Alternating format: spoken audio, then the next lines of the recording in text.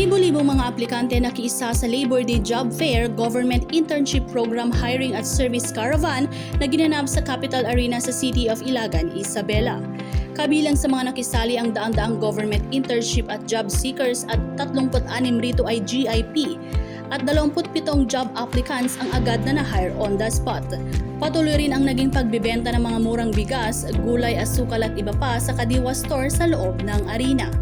Nasa 2,878 naman ang nabigyan ng Certificate of Condonation with the release of mortgage mula sa Department of Agrarian Reform.